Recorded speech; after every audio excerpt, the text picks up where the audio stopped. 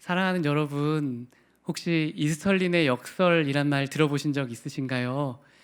이스털린의 역설이라는 말은 1974년 경제학자 리처드 이스털린이 발표한 경제 이론인데요. 그것은 사람의 소득이 일정 수준 이상이 되면은 소득이 높아져도 더 이상 행복도는 증가하지 않는다라는 이론입니다. 소득이 많아질수록 행복이 더 증가할 것 같은데 그렇지 않다라는 것으로 인해 많은 사람들이 충격을 받았었는데요. 2008년 미국 퓨 리서치 센터가 전 세계 44개국 대상으로 설문조사를 한 결과도 같았습니다. 부유한 시민들이 오히려 빈민국 시민들보다 더 행복하지 않은 경우가 많았던 거예요. 가진 것이 많고 뭔가 안전하고 평온하고 그런 외적인 환경이 있을 때 우리는 행복할 것 같지만 오히려 위협과 고통과 가난이 있는 환경에서 더 많은 사람이 행복감을 느꼈다라는 것은 우리에게 질문을 주는 거죠. 그럼 우리는 어디서 행복을 느낄 수 있을까? 외부적인 환경을 뛰어넘는 그 기쁨은 어떻게 얻을 수 있을까라고 말이죠. 오늘 우리는 사도 바울의 삶을 통해 이 질문에 대한 답을 찾으려고 합니다. 사도 바울은 그 무엇보다 외적인 고난이 너무나 많았었습니다.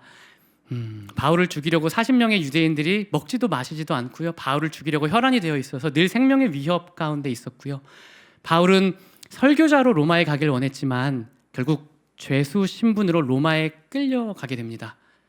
게다가 바울은 로마 시민권자였지만 너무나 죽을 죄를 지은 악한 이방인 죄수처럼 가혹하게 학대받고 박해받는 그런 부당한 처사를 당하고요.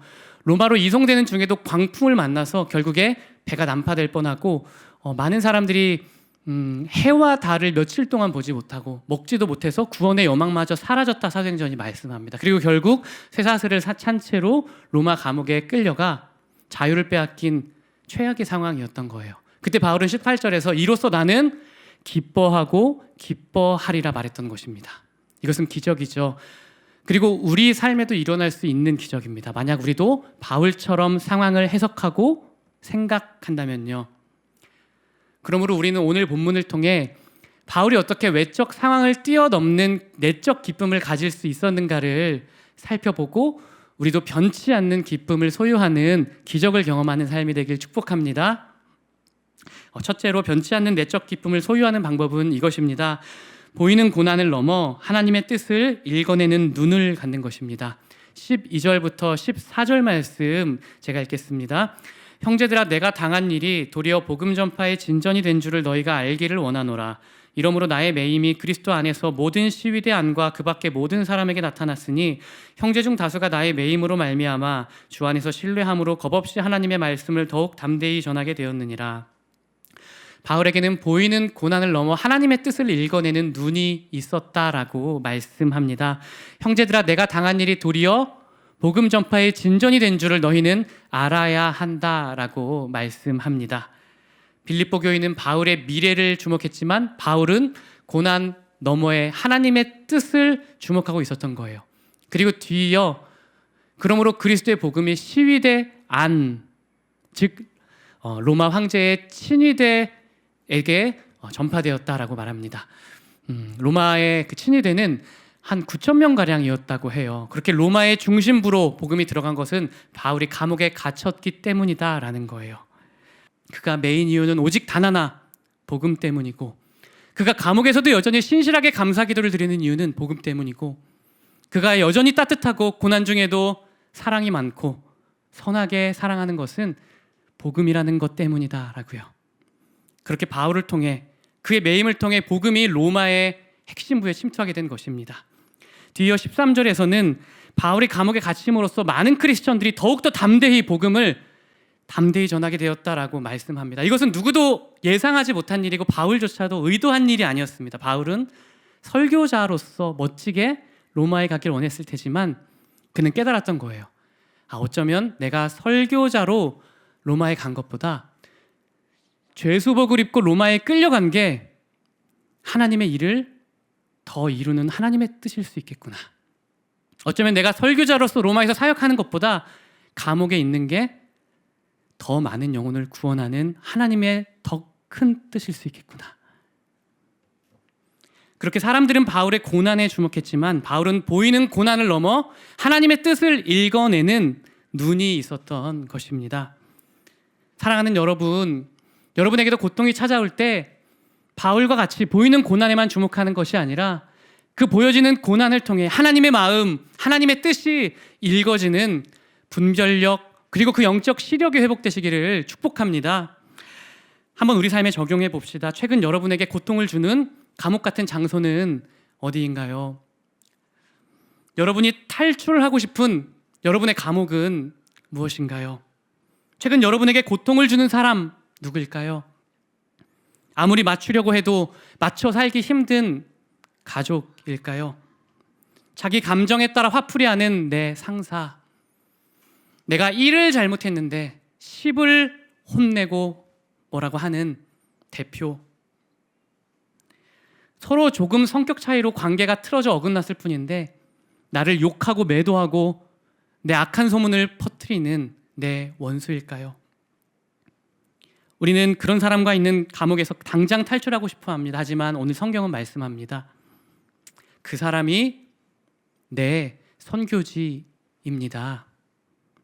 그 사람의 마음이 내가 복음과 사랑을 전해 주어야 할 선교지입니다. 내가 가고 싶지 않았던 이 대학, 울며 겨자 먹기로 들어간 내가 싫어하는 이 직장, 여전히 나를 괴롭히는 직장 상사와 여전히 문제 많은 우리 가족은 감옥이 아니라 하나님께서 여러분에게 정복하라고 주신 거룩한 가나안 땅이라는 것입니다. 그렇게 고난이 찾아올 때 우리가 치열하게 싸워야 하는 것은 고난을 넘어 그 고난 뒤에 있는 하나님의 뜻을 발견하는 눈입니다. 그러므로 귀하신 청년분들을 축복합니다.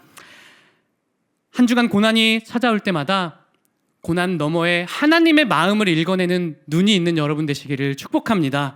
여러분들이 매일 성경을 펼 때마다 그 성경을 통해 하나님의 마음을 읽어내는 묵상이 되어서요, 매일 성경 가운데 하나님과 친밀해지고 하나님의 마음을 알아가서 고난이 닥쳐왔을 때도 고난 자체가 아닌 하나님의 마음을 바로 읽는 여러분이 되어서 마음의 기쁨이, 상황에도 변치 않는 그 기쁨이 바울과 같이 흘러가는 여러분 되시기를 축복합니다. 둘째로, 변치 않는 기쁨을 누리려면은 나 자신보다 예수님을 귀히 여기는 마음이 있어야 합니다. 우리 15절부터 17절 말씀인데요, 같이 한번 읽어보겠습니다. 어떤 이들은 투기와 분쟁으로, 어떤 이들은 착한 뜻으로 그리스도를 전파하나니 이들은 내가 복음을 변증하기 위하여 세우심을 받은 줄 알고 사랑으로 하나 그들은 나의 매임에 괴로움을 더하게 할 줄로 생각하여 순수하지 못하게 다툼으로 그리스도를 전파하느니라. 어떤 이들이 투기, 시기심, 분쟁으로 예수님을 전파한다. 또 어떤 이들은 나에게 고난을 더해 주려고 지금 복음을 전하고 있다라는 거예요. 쉬운 말로 하면은 지금 바울이 감옥에 갇히자 그 부재를 틈타서 목회지와 선교지에 틈새 시장이 열린 거예요. 그래서 바울이 목회하고 선교하던 그곳에 내가 주인이 되려는 부교육자들이 막 일어나게 된 거예요. 쉽게 더 예를 들어볼게요. 우리 예수가온교회에서 해외로 단기 선교를 간 거예요, 처음으로. 근데 김용신 담임 목사님께서 리더로서 이렇게 앞장서서 갔는데 무슬림 땅이었던 거예요. 목사님께서 너무 신실하게 복음을 전하다가 혼자 붙잡히고 최소 6개월간 감옥에 갇히게 됐고 어쩌면 풀려나지 못할 수도 있는 상황이 됐어요. 이 소식을 들은 저와 부교육자들이 아싸 하면서 갑자기 설교 컨퍼런스를 열고요, 지금보다 설교를 10배로 더 준비하고 뼈를 갈아서 설교를 준비해요. 왜요? 교회를 내가 뺏으려고. 은근히 담임 목사님 험담을 하고요, 담임 목사님 인격을 모독합니다. 만약에 여러분이 지금 감옥에 갇힌 김용신 담임 목사님이라면 여러분 마음이 어떨 것 같으세요? 뒤통수 제대로 맞았네. 너무 섭섭하고 너무 괘씸하고 막 분노가 치밀겠죠. 그런데 바울이 이런 상황에서 18절에서 이렇게 고백합니다. 그러면 무엇이냐? 거칠애로 하나 참으로 하나 무슨 방도로 하든지 전파되는 것은 그리스도니 이로써 나는 기뻐하고 또한 기뻐하리라. 이 고백은 정말 놀랍습니다. 지금 내 자리가 위협받고 부교육자들이 나를 욕하고 내 사역지를 강탈하려고 하지만 어쨌든 전파되고 있는 것은 그리스도니 나는 기뻐하고 앞으로도 기뻐하겠다라는 거예요. 자신을 질투하고 누가 더 많은 교회를 개척할까 설교 대회를 열고 바울이 갇혀있는 동안 바울의 자리를 밀어내고 공격하는 사람들에게 주목한 것이 아니라 그들이 전하는 예수 그리스도에 더 주목하고 있었던 것입니다. 그러므로 18절은 이런 뜻입니다.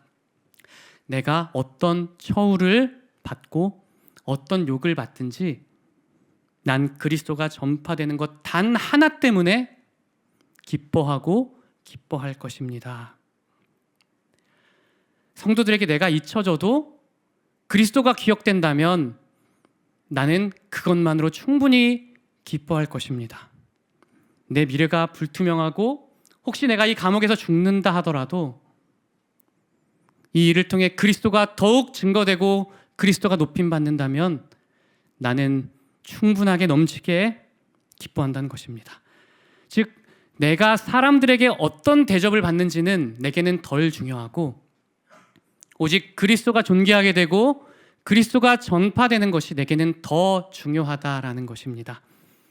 귀하신 여러분, 바울이 외적 고난에도 내적 기쁨을 빼앗기지 않았던 이유는 바로 나 자신보다 예수님을 더 귀히 여기는 마음 때문이었습니다.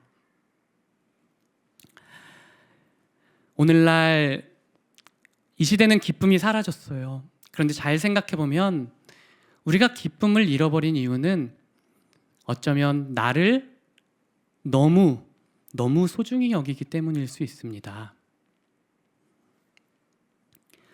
2002년에 발표된 메타 분석 연구에 따르면 자기 자신에게만 초점을 맞추는 사람일수록 불안, 우울과 같은 부정 감정이 높아진다라는 결과가 나왔습니다. 임상 표본이나 여성 비율이 높은 표본에선 효과가 더 강했다고 해요. 즉 나에게 무슨 일이 일어났는가? 나에게 도대체 왜 나에게 이러지라고 나에게만 집중하는 사람은 사소한 비판에도 과하게 흔들리고요. 작은 실수에도 감정이 크게 좌우된다라는 것입니다. 이러한 연구들이 말씀하는 원리는 분명하죠. 나만을 소중하게 여기는 자기애는 나를 잃어버리는 길입니다. 2008년에 캐나다 브리티시 컬럼비아 대학교의 교수 연구팀은 사이언스 저널에 이런 연구를 발표했어요. 두 그룹의 사람들에게 각각 돈을 주었습니다. A그룹의 사람에게는 이 돈을 가지고 여러분 자신을 위해서만 사용하세요. B그룹의 사람에게는 이 돈을 가지고 다른 사람을 위해 돈을 사용하세요라고 했어요. 그리고 이들이 돈을 쓰고 돌아와서 조사를 했습니다. 그랬더니 자기 자신을 위해 돈을 썼던 사람들의 기쁨은 자라지 않았어요. 그런데 다른 사람을 위해 돈을 썼던 사람들은 행복도가 엄청나게 증가했었습니다. 즉 나에게만 집중하면 기쁨이 늘어날 것 같지만요, 반대로 기쁨이 줄어든다는 거예요. 그러나 내 마음이 다른 사람을 정말 향한다면 기쁨이 오히려 커진다라는 것입니다. 사랑하는 여러분, 이것이 바울이 감옥에서도 여전히 행복하고 기뻐할 수 있었던 이유였습니다. 바울은 나 자신보다 예수님을 더 귀하게 여겼습니다. 그리고 나 자신보다 교회의 유익, 그리고 이웃의 구원을 더 귀한 것으로 여겼습니다. 그래서 내가 어떤 처우를 받는가, 내가 어떤 욕을 먹는가, 내가 어떤 비판을 당하는가, 내 미래가 어떻게 위협받는가는 덜 중요했고 그리스도가 전파되기 때문에 기쁨은 더 커졌었던 것입니다. 그러므로 우리도 기억합시다. 나를 사랑하는 것은 귀한 거죠. 그런데 나만을 사랑하는 그 자기애는, 이기적인 자기애는 오히려 우리를 고통에 더 취약한 어린 아이가 되게 합니다. 작은 비판, 작은 실수에도 우리를 흔들리게 만들 거예요. 반면에 나 자신보다 예수님과 이웃을 더 소중히 여기는 사람은 누가 나를 욕하고 비판하건 내가 어떤 고난을 받건 나는 덜 고통받고 더 기뻐하게 될 것입니다. 그러므로 이 자리에 있는 분들을 축복합니다. 우리가 나 자신만을 사랑하는 자기 애적인 사랑이 아니라 나보다 예수님과 또 나만큼, 아니 나보다 이웃을 더 사랑하는 주님의 사랑이 충만하여서 우리 안에 기쁨은 많아지고 고통에 대한 스트레스, 고통으로 인한 가슴 아픔은 줄어드는 행복한 여러분 되시기를 축복합니다. 셋째로 변치 않는 기쁨을 누리는 비결을 같이 화면 보며 읽어보겠습니다. 복음에 대한 확신을 가지고 사는 삶, 이거 20절, 21절 말씀인데요. 같이 한번 읽어보겠습니다. 나의 간절한 기대와 소망을 따라 아무 일에든지 부끄러워하지 아니하고 지금도 전과 같이 온전히 담대하여 살든지 죽든지 내 몸에서 그리스도가 존귀하게 되게 하려 하나니 이는 내게 사는 것이 그리스도니 죽는 것도 유익함이라.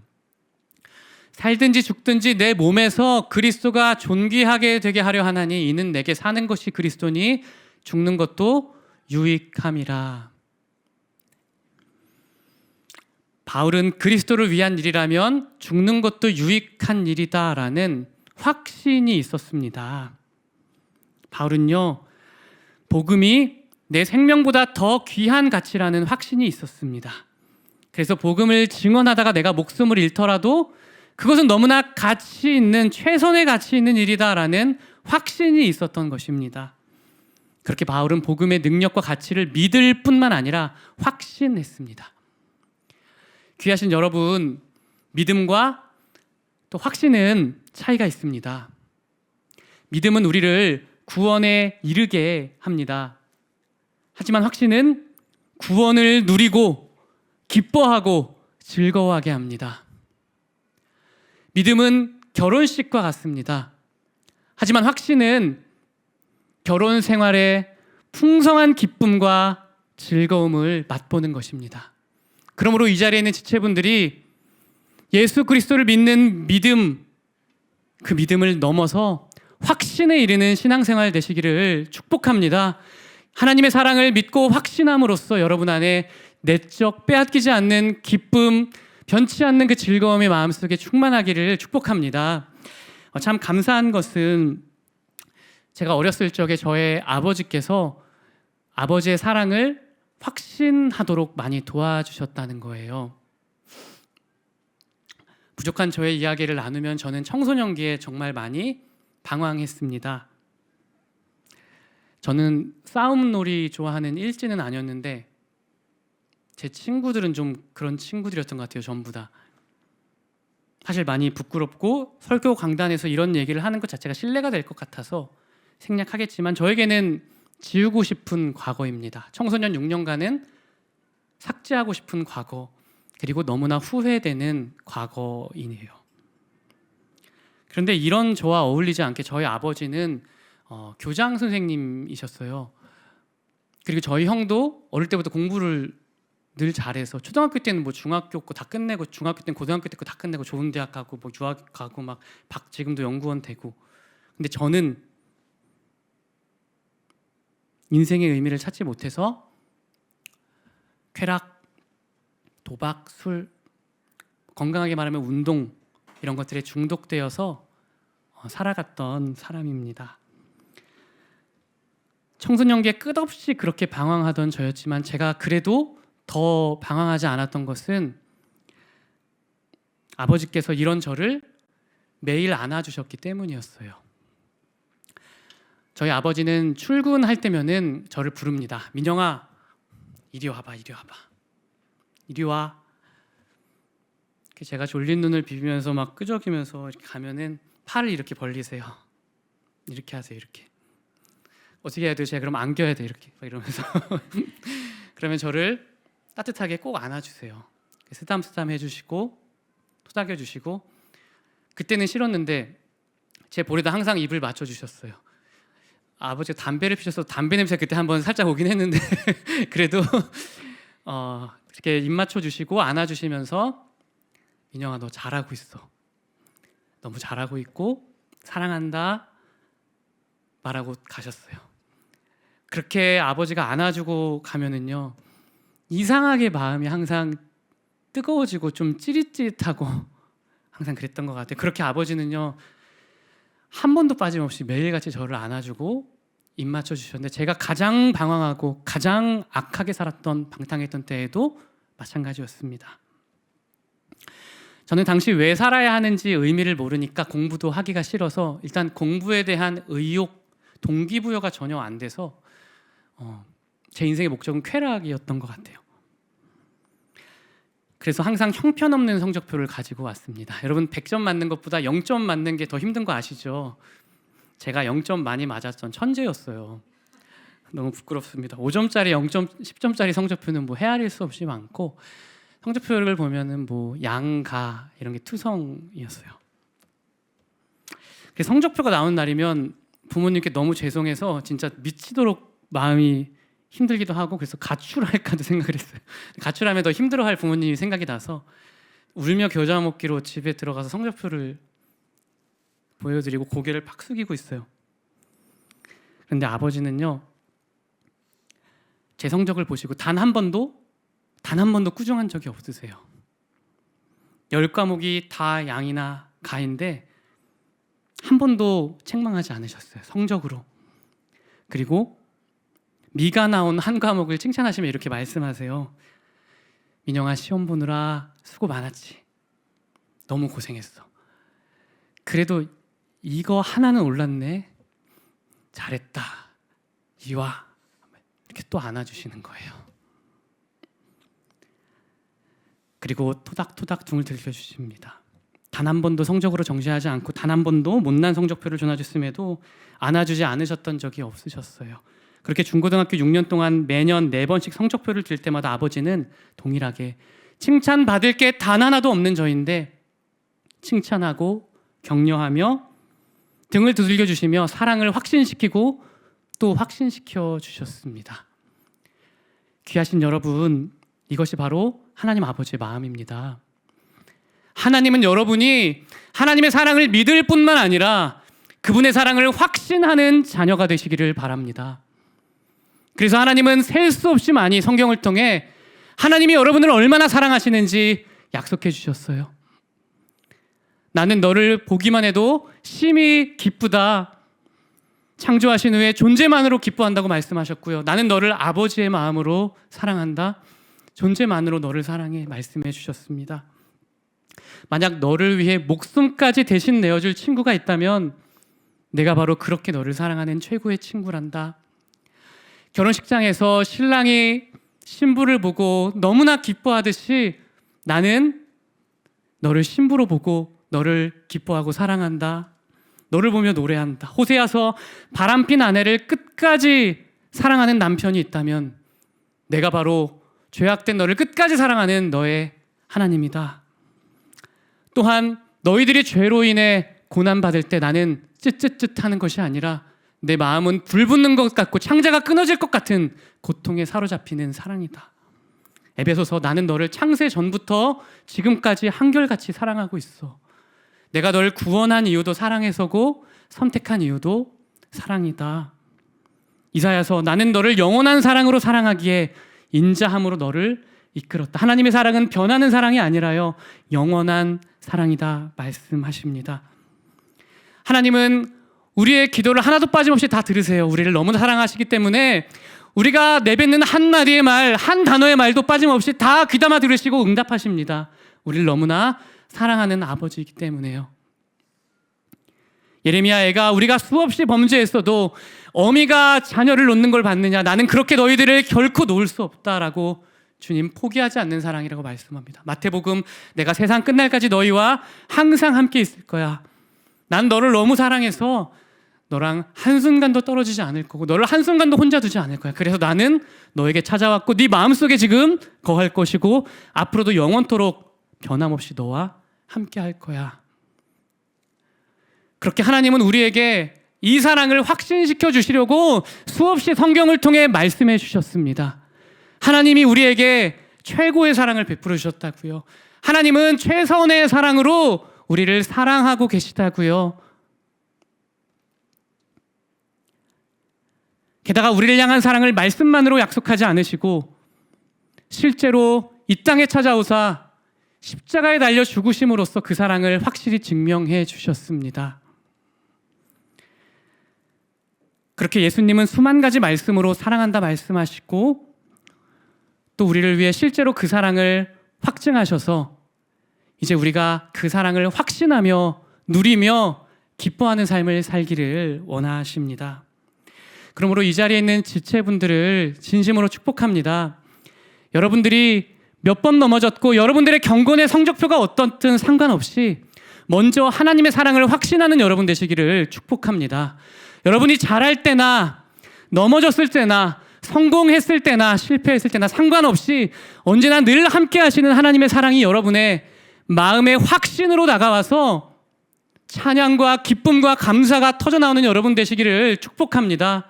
그렇게 여러분이 복음을 믿을 뿐만 아니라 복음을 확신함으로 외적 상황에도 상관없는 변치 않는 기쁨, 하나님께서 선물하시는 이 행복을 선물받아 고난을 넉넉히 이기는 여러분이 되시기를 축복합니다.